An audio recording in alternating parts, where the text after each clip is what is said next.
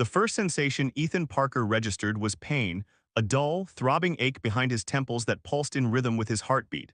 The second was the unfamiliar texture beneath his fingertips, not the synthetic polymer of his expedition suit, but something organic and slightly yielding, like moss but firmer. His eyelids felt heavy as lead as he forced them open, immediately assaulted by a soft blue light that seemed to emanate from the walls themselves. This wasn't his ship. This wasn't anywhere human. Where his voice emerged as a croak, his throat parched and raw. "You're awake, remarkable recovery time for your species." The voice was melodic, each syllable flowing into the next like water over smooth stones. Ethan turned his head, wincing at the fresh wave of pain the movement triggered.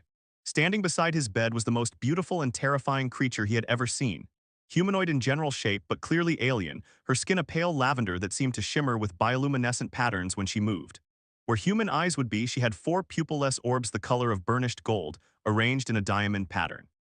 Her features were delicate, almost elfin, framed by what appeared to be tendrils rather than hair, floating gently as though underwater. "Who are you? Where am I?" Ethan tried to sit up but found his body wouldn't cooperate. "I am Nylara, medical custodian of Recovery Ward 16. She placed a six-fingered hand gently on his chest, easing him back down. "And you are in the healing sanctuary of Vexthal. Your vessel was found drifting near the Azurite Nebula, severely damaged. You were the only life form with vital signs." Memories flashed through Ethan's mind. The unexpected solar flare, the scramble to shields, Captain Rivera's voice shouting orders, then nothing. "My crew?" he asked, though something in Nylara's expression already told him the answer. "I regret to inform you that you were recovered alone," she said, her voice softening. "The vessel's life support systems had failed in all compartments except the one you occupied." Ethan closed his eyes, grief washing over him. 23 people, his friends, his comrades, all gone. "How long have I been here?" he finally asked. 17 cycles by our measure, approximately 12 of your Earth days." Nylara moved around the bed, checking various readings on a display that seemed to hover in the air. "Your physiology is fascinating, so resilient yet so fragile." Ethan's hand instinctively went to his neck, searching for his dog tags and the small memory crystal that contained photos of his family. They were gone. "My belongings, where are they?" Panic edged into his voice. Nylara tilted her head, the tendrils around her face shifting in what might have been confusion. "The artifacts recovered with you are being analyzed. Standard protocol for unknown technology." Something in her tone didn't quite ring true. Ethan had spent years studying xenolinguistics, and while he couldn't speak her language, he recognized universal signs of deception. The slight rhythm change in speech, the micro-hesitation. "I need my things," he insisted. "Especially the crystal around my neck. It's not technology, it's personal." "I will inquire about your possessions," Nylara said, her golden eyes seeming to study him with increased interest. "But first you must complete your healing cycle." She reached for a translucent vessel and poured a shimmering liquid into what appeared to be a cup made from the same organic material as his bed. "Drink this, it will help with the pains." Ethan hesitated but realized he had little choice. He was completely at their mercy, whoever they were. He accepted the cup and cautiously sipped the liquid. It tasted like mint and electricity, if such a thing were possible, sending a pleasant tingling sensation down his throat. Almost immediately, the pain began to recede. But as relief washed over him, Ethan noticed something else, Nylara's gaze lingering on him with what seemed oddly like fascination. Not clinical interest, but something more personal. "Rest now," she said, her voice somehow even more melodic than before. "I will return soon." As she turned to leave, Ethan caught a glimpse of something familiar tucked into a fold of her garment. A glint of metal that looked suspiciously like his Earth Fleet insignia pin. The door, or what he assumed was a door, sealed behind her with a soft hiss, leaving Ethan alone with his suspicions. Either his mind was playing tricks on him, or Nurse Nylara had just walked out with his stolen property. And despite everything, he couldn't help but wonder why an alien medical professional would risk her position to steal from an unconscious patient, especially one from a species she had likely never encountered before. Whatever the reason, Ethan was determined to find out, as soon as he could stand. 3 days passed before Ethan could stand without assistance. The strange medicine Nylara provided worked wonders on his battered body, but his mind remained sharp and focused on one thing, his missing belongings, particularly the memory crystal containing the only images he had of his family. Nylara visited frequently, sometimes staying for hours. Despite his suspicions, Ethan found himself drawn to her. Her musical voice and graceful movements created a hypnotic effect, and he often caught himself staring at the subtle patterns that rippled across her lavender skin when she spoke passionately about something. Your cellular regeneration rate is remarkable, she noted, scanning him with a device that emitted soft pulses of light. Most species would still be bedridden after such trauma. Humans are stubborn, Ethan replied, watching her hands carefully. Today she wore a different garment, a flowing robe with hidden compartments, no sign of his insignia pin. We don't like staying down. A useful adaptation. Her four golden eyes blinked in an asymmetrical pattern that he was beginning to recognize as amusement. Perhaps that explains how your species achieved space travel despite your biological limitations. Ethan took a cautious step forward. His legs felt steady enough. Speaking of space travel, I need to contact my people. Earth needs to know what happened. A subtle change came over Nylara. Her tendrils stiffened slightly, the bioluminescent patterns on her skin pulsing faster. The communication systems compatible with your technology are unavailable at present. Why do I feel like you're not telling me everything? Ethan took another step toward her, closing the distance between them. I saw my insignia pin on you 3 days ago. I know you have my things. For a moment, Nylara went completely still, even the gentle movement of her tendrils ceasing. Then she tilted her head in what Ethan had learned was her equivalent of a sigh. You were not meant to notice that, she admitted. Your observational abilities exceed our data on humans. Where are my belongings, Nylara? Safe, she moved closer, her proximity sending an unexpected wave of warmth through Ethan's body.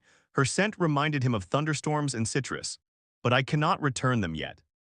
Why? Ethan demanded, trying to ignore the distracting effect her nearness was having on him. Instead of answering, Nylara placed a six-fingered hand on his forehead. The touch sent images cascading through his mind. His ship drifting, systems failing, his unconscious body being brought aboard a vessel unlike any he'd seen before. Nylara arguing with other aliens in a language that sounded like singing glass. When she withdrew her hand, Ethan staggered backward, his head swimming with the alien memories she'd somehow transferred to him. What was that? Memory sharing, she explained. Limited but more efficient than verbal explanation. You were not rescued by a Vexthal medical vessel as I was instructed to tell you. I found you myself in a small research craft. Bringing you here was not authorized. Ethan sank back onto the edge of his bed, processing this revelation. You're saying I'm here illegally, that you smuggled me in. Yes, the patterns across her skin darkened. And if the overseers discover your true origin, we will both face severe consequences. Why risk it? Why save me at all? Nylara moved to the wall and placed her palm against it. A section dissolved away, revealing a window overlooking a vast alien cityscape, towering structures of crystal and living material stretching to the horizon under a sky the color of pale amethyst. Because I recognized the insignia on your vessel, she said quietly. Years ago, another of your kind came here. He spoke of Earth, of humans. He showed me images of your world, blue waters, green lands, white clouds, so different from our dying planet. Who was he? Ethan asked, mesmerized both by the view and by this unexpected connection to another human. He called himself Tomas. He was injured like you. I treated him in secret, but before he could leave, her voice faltered. The overseers discovered him. He was taken for study. I never saw him again. Ethan felt a chill run through him, and that's what will happen to me if they find out. Yes, the Vexthal do not believe in interspecies equality. Other sentient beings are categorized as either useful resources or potential threats. Nylara turned back to him, her four eyes shimmering with emotion. I took your belongings to hide evidence of your origin. Your communication device especially would reveal you as more than a primitive specimen from an uninhabited region. Ethan's anger at the theft diminished, replaced by understanding and a new concern. So I'm trapped here. Not trapped, Nylara said, moving closer again. Hidden, until I can arrange safe passage for you. The resistance movement I belong to has been helping persecuted species escape for decades. She hesitated, then reached into a hidden pocket and withdrew his memory crystal. This, however, I took for another reason. The crystal glowed faintly in her palm, and Ethan had to resist the urge to snatch it back. I've never seen images of human families before, she admitted, her voice softening. The way you interact, the bonds you form, it's beautiful. On Vexthal, reproduction is clinical, offspring are raised in communal creches. The concept of family as you know it doesn't exist for my species. She held the crystal out to him, and as Ethan took it, their fingers brushed. An electric sensation shot up his arm, and judging by the sudden flare of luminescence across Nylara's skin, she felt it too. I apologize for taking it without permission, she said, her voice barely above a whisper. But it helped me understand humans in ways our scientific data never could. Ethan closed his hand around the crystal, but found he couldn't summon his earlier anger. Instead, he was overwhelmed by the realization that Nylara had risked everything to save him and continued to risk her life keeping him hidden. Thank you for returning this, he said, and thank you for saving my life. Before he could reconsider, he reached out and gently touched one of her facial tendrils. The appendage curled reflexively around his finger, sending another wave of that electric sensation through his body. Nylara's four eyes widened in surprise, then half-closed in what Ethan somehow knew was pleasure. The patterns on her skin shifted to a deeper, richer purple. That is not a customary greeting between our species, she said, her melodic voice taking on a lower timbre. No, Ethan agreed, not withdrawing his hand. But I think we're already well beyond customary, don't you? The moment hung between them, charged with possibility, until a sharp alert sound broke the silence. Nylara pulled away, her tendrils retracting. Overseers, she whispered urgently, they're conducting an unscheduled inspection, you must hide. As she rushed to conceal evidence of his true identity, Ethan realized that his missing belongings were the least of his concerns now. Somehow, in the span of just a few days, his fate had become inextricably linked with that of this alien nurse who had first robbed him, then captivated him. And he wasn't entirely sure which was more dangerous. The overseer's inspection had been a close call. Nylara had hidden Ethan in a maintenance shaft behind the organic walls of the healing chamber, a cramped space filled with pulsing, vine-like conduits that he suspected were the facility's equivalent of electrical wiring. For 2 hours, he'd remained perfectly still, listening to the cold, crystalline voices of the overseers as they interrogated Nylara about irregularities in the medical ward's resource consumption. Now, 5 days later, Ethan paced the chamber restlessly. His strength had returned fully, and with it, a growing sense of urgency. Each day he remained increased the risk of discovery. The door membrane dissolved and Nylara entered, carrying what appeared to be food, a gelatinous substance that, despite its unsettling appearance, tasted remarkably like apricots. You seem agitated, she observed, setting the food down. I need to contact Earth, Ethan said. My people need to know what happened to our expedition, and I need to know if anyone else survived. Nylara's tendrils coiled tightly, a gesture Ethan had come to recognize as discomfort. The communication device you carried was damaged beyond repair. You said that last time, Ethan countered. But I didn't believe you then, and I don't believe you now. What aren't you telling me, Nylara? Their eyes locked in silent challenge. Finally, Nylara's tendrils relaxed. Follow me, she said, but we must be discreet. She led him through a series of corridors, using her palm to seal doorways behind them.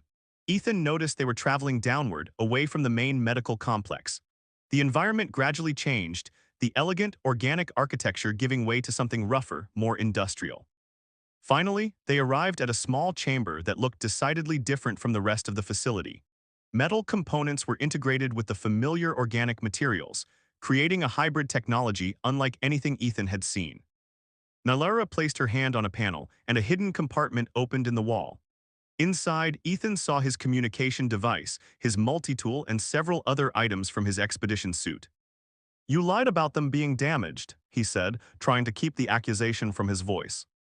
Yes, Nylara didn't attempt to deny it, because I needed them.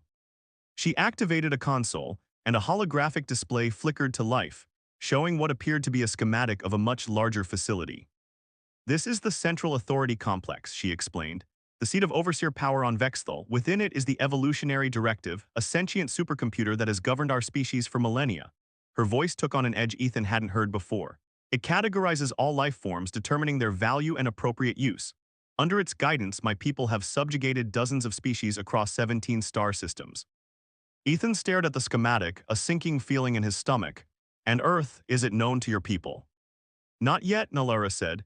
Your system lies beyond the Veil Nebula, which has hampered our long-range scans, but the recent expansion of our detection grid will soon change that. And when they find Earths? Nylara's four eyes met his, all pretense gone. They will categorize humans as they do all species. If you're lucky, they'll deem you suitable for servitude rather than experimentation. Cold horror washed over Ethan. The mission that had cost his crewmates their lives had been one of peaceful exploration.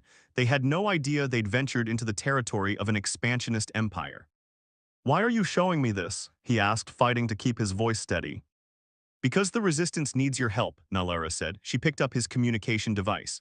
Human technology operates on principles different from ours. Your quantum encryption methods are unknown to the evolutionary directive.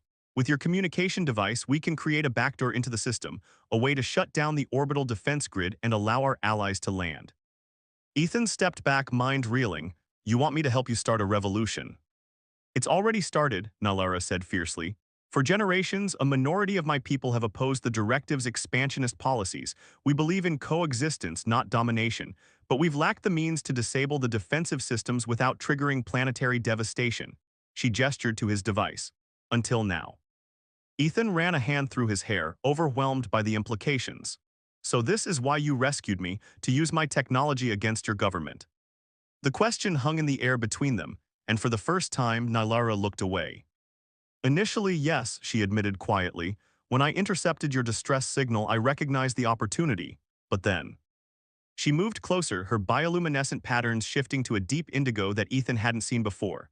One of her tendrils reached out, hesitantly brushing against his cheek. The contact sent a wave of emotions through him, not his own but hers, concern, fear, hope, and something deeper, more powerful. Then I met you, she continued, her voice barely above a whisper. Learned about you, saw your resilience, your compassion. Her tendril curled gently around his ear. I still need your help, Ethan, but not just for the Resistance. The intensity of her nearness was intoxicating. Ethan found himself leaning into her touch, his hand rising to trace the delicate contours of her face. Her skin was warm, with a texture like velvet over silk. And what about getting me home? He asked, his voice husky. Was that ever real or just another lie to keep me cooperative? Instead of answering with words, Nylara pressed her forehead against his. Another cascade of shared memory flooded Ethan's mind, but this time it wasn't just images. He felt her emotions, her thoughts, her genuine desire to help him return to Earth, her fear that he would reject her once he knew the truth, her growing feelings for him, alien yet undeniable. And beneath it all, the crushing weight of guilt that she had used him, however noble her cause. When the connection broke, Ethan found his face was wet with tears. Whether they were his or hers, he couldn't tell. If we succeed, she said, stepping back slightly, I can get you to the outpost at Proxima Centauri. There's a human scientific station there, they can arrange your return to Earth. And if we fail?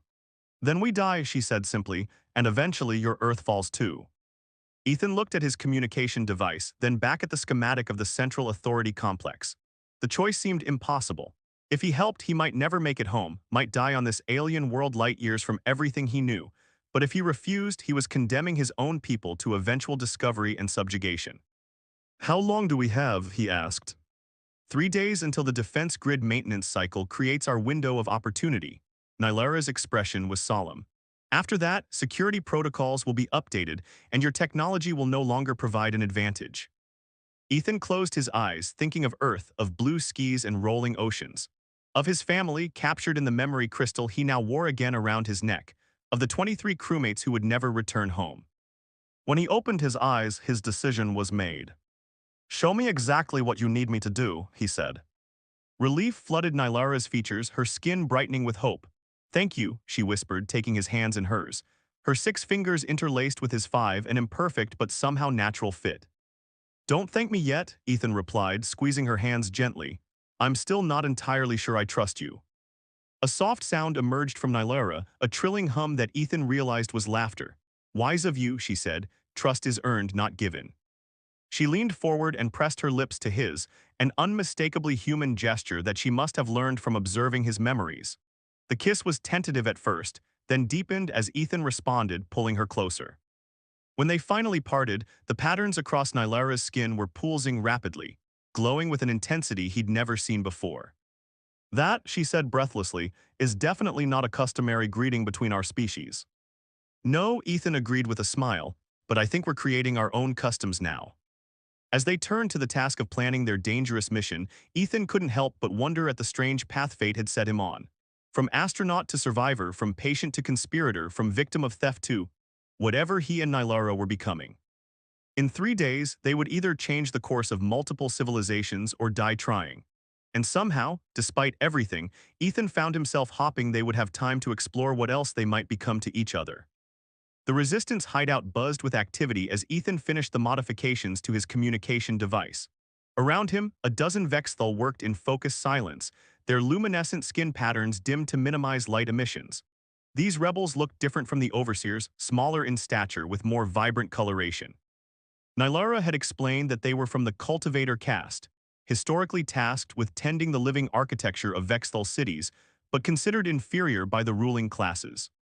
The quantum oscillator is adapted to your specifications, Ethan said, handing the modified device to Vental, the Resistance's technical expert.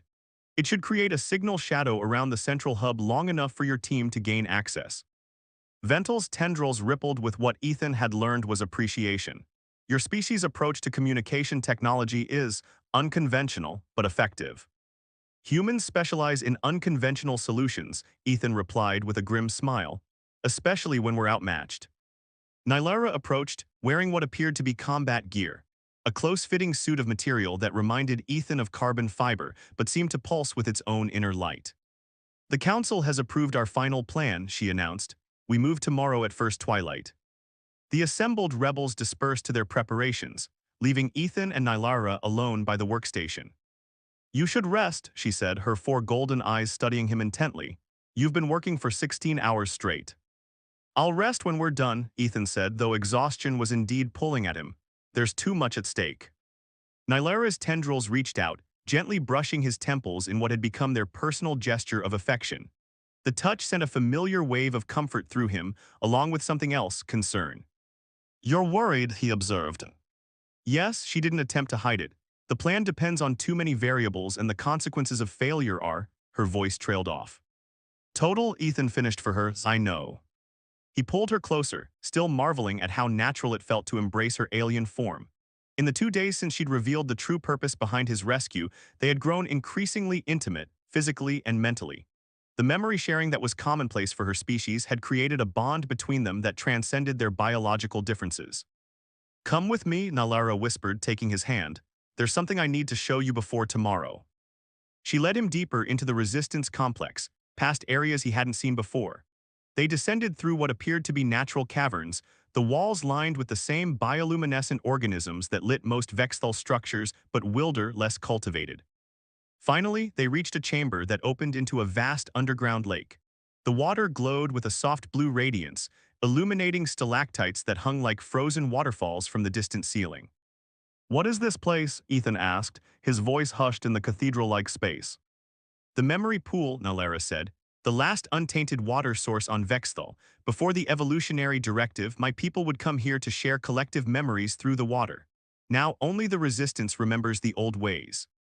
She began to remove her combat suit, her movements deliberate, almost ceremonial. The patterns across her lavender skin shifted into complex swirls as more of it was exposed to the air. What are you doing? Ethan asked, though he already suspected the answer. Among my people, there is a ritual, she explained, her voice taking on the musical quality that emerged when she spoke of important things. When 2 beings choose to fully know one another, they share the waters of memory. Her 4 eyes met his, unwavering. I want you to know me completely, Ethan, before tomorrow, before we face what might be our end. Ethan's heart raced as he understood what she was offering, a level of intimacy beyond anything possible between humans. Not just physical union, but a complete merging of consciousness. Will it hurt? He asked, already removing his own clothing. Nylara's lips curved in the smile she had learned from him. It will overwhelm but not harm. The first immersion is intense. Soon they stood naked before each other, alien and human, their differences stark yet somehow complementary. Ethan had grown accustomed to her form, finding beauty in her otherworldly grace. The way her bioluminescent patterns shifted with her emotions now seemed more expressive to him than any human face. She took his hand and led him into the glowing water. It was warm, with a silky texture that seemed to caress his skin. As they waded deeper, Ethan felt a tingling sensation spreading through his body. What you've experienced through my touch is but a fraction of true memory sharing, Nylara explained, leading him to the center of the pool where the glow was brightest. Are you ready for more? Ethan nodded, no longer afraid but filled with anticipation. I'm ready. Nylara drew him into an embrace, her tendrils entwining around his neck and shoulders. Then, with a fluid movement, she pulled them both beneath the surface. The moment the water closed over them, Ethan's consciousness exploded. He was no longer just himself. He was Nylara too, experiencing her memories as if they were his own. Her childhood in the cultivator creches, the moment she first questioned the directive's teachings, her years of secret resistance work, the pain of watching those she loved suffer under overseer rule. And deeper still, her first sight of him, unconscious in his damaged ship. Her decision to save him, initially calculated but quickly becoming personal. Her guilt at using him mingled with growing affection. The moment she realized she was falling in love with him despite the impossibility of it. In turn, he felt her experiencing his memories, his Earth childhood, the wonder of his first spaceflight, the camaraderie with his now-lost crewmates. His confusion upon waking on Vexthal, his suspicion of her theft, his gradual trust, and finally his own growing feelings for her. The sensation was overwhelming, two lifetimes of emotions and experiences flowing between them like electric currents. Pleasure and pain, joy and sorrow, all magnified through their shared consciousness. When they finally surfaced, gasping, Ethan felt forever changed. Tears streamed down his face, mingling with the glowing water that clung to his skin. "Now you understand," Nalara whispered, her voice trembling. "Yes," Ethan said, holding her tightly, "everything." They remained in the water for hours, their bodies joining just as their minds had, an intimate dance of discovery that transcended species. In the glowing depths of the memory pool, they found a connection neither had believed possible between such different beings. Afterward, as they lay on the shore, Nylara's head resting on his chest, Ethan confronted the question that had haunted him since learning of the mission. "If we succeed tomorrow," he said quietly, "what happens to us?" Nylara's tendrils curled thoughtfully around his fingers. "The future is unwritten. If we succeed, you could return to Earth as planned, warn your people about the wider galaxy, prepare them." "Or," Ethan prompted, hearing the unspoken alternative. "Or you could stay," she said, her voice hesitant. "Help us rebuild a more just society, be our ambassador to humans when the time comes for formal contact." Ethan stroked her tendrils gently, knowing she could feel his conflicted emotions. "My duty is to Earth," he said slowly, "but after what we've shared." "You don't need to decide now," Nalara said, rising to look at him with all four eyes. "First, we must survive tomorrow." Ethan nodded, pulling her back into his embrace. She was right, there was no point planning a future that might never come. Tomorrow would determine not just their fate, but potentially that of Earth and Vexthal as well. As they dressed and prepared to return to the Resistance base, Ethan caught Nylara looking at him with an expression he now understood completely: love, mixed with fear of loss. "Whatever happens tomorrow," he said, taking her six-fingered hand in his, "I don't regret any of it, not even being robbed while unconscious." Her musical laughter echoed through the cavern. "Perhaps that will be the story we tell our descendants, how I stole your possessions and you stole my heart." The casual reference to a shared future made Ethan's chest tighten with emotion. Against all odds, across the gulf of different worlds in biology, they had found each other. And tomorrow, they would risk everything to protect both their peoples.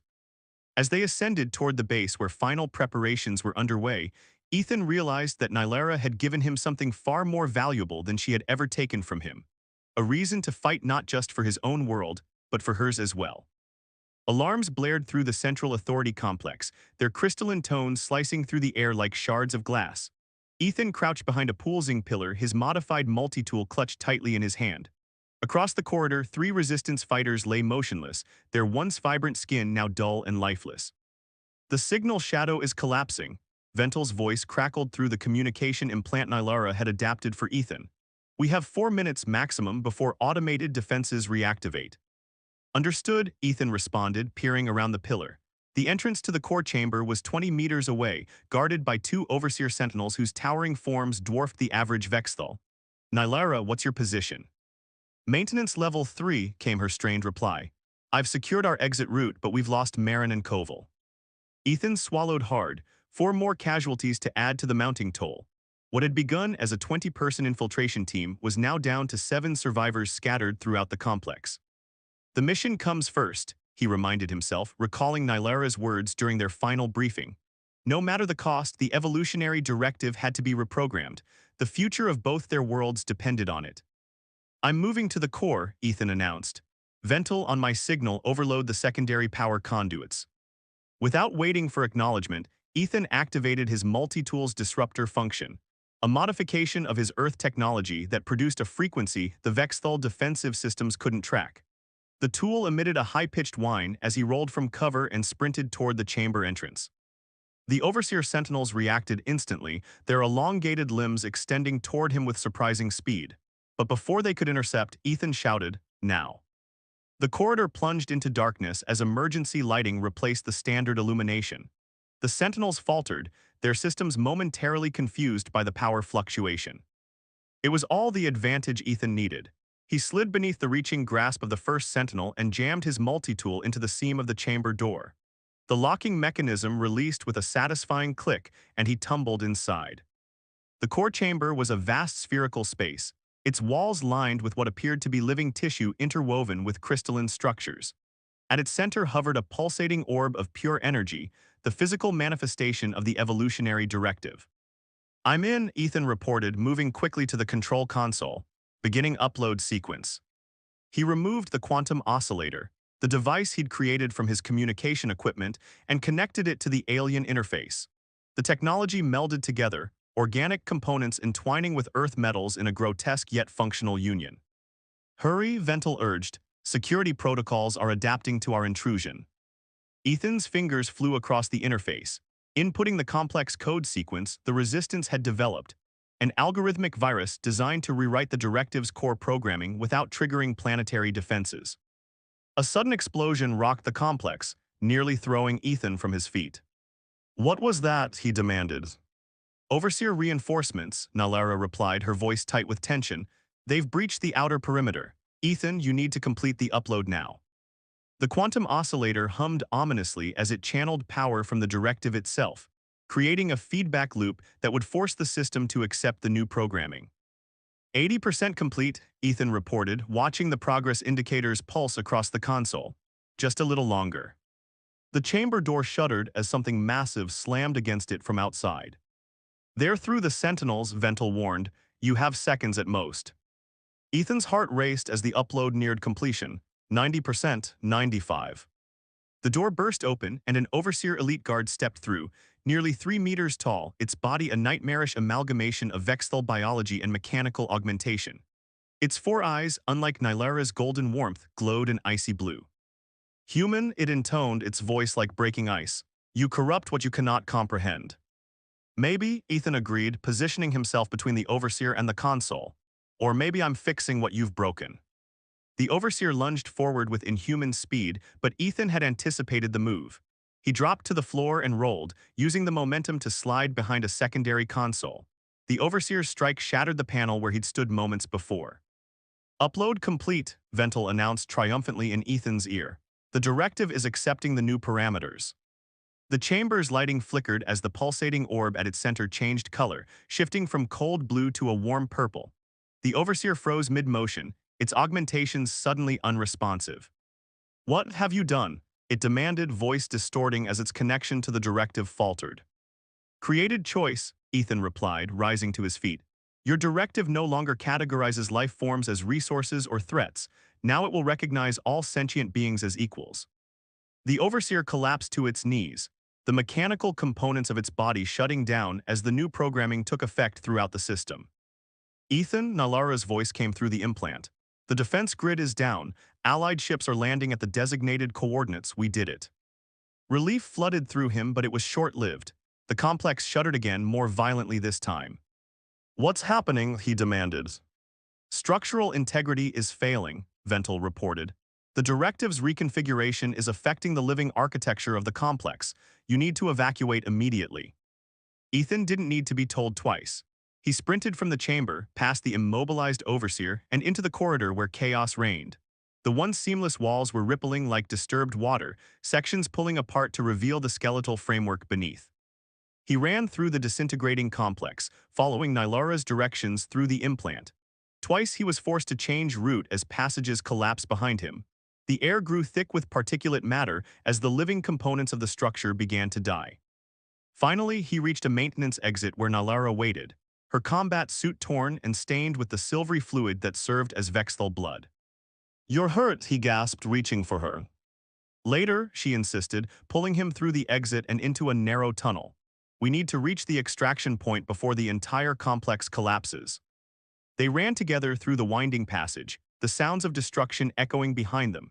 Ethan's lungs burned with exertion, but he matched Nylara's pace step for step. When they finally emerged into the purple twilight of Vexthal's surface, they were greeted by the sight of resistance ships landing in the central plaza. Look, Nylara breathed, pointing to the sky where the massive orbital defense platforms were visibly powering down, their ominous glow fading. It's really happening. A medical team rushed to meet them, immediately attending to Nylara's wounds. Ethan slumped against a nearby wall, exhaustion finally overtaking him as the adrenaline ebbed from his system. Vental approached, his normally smooth movements hindered by what appeared to be a serious injury to his lower body. The casualties were heavy, he reported grimly, but the mission succeeded beyond our most optimistic projections. The directive has been completely reprogrammed. Already, the augmented overseers are shutting down across the planet. And the unaugmented ones? Ethan asked. Confused, some are resisting, but without their technological advantages, they're no match for our allied forces. Vental's tendrils curled in what Ethan now recognized as determination. There will be conflict in the transition, but the worst is over. 3 days later, Ethan stood on the observation deck of the Resistance's new headquarters, formerly an overseer administrative tower that overlooked the capital city. The view was spectacular, offering a panorama of Vexthal's transformed landscape.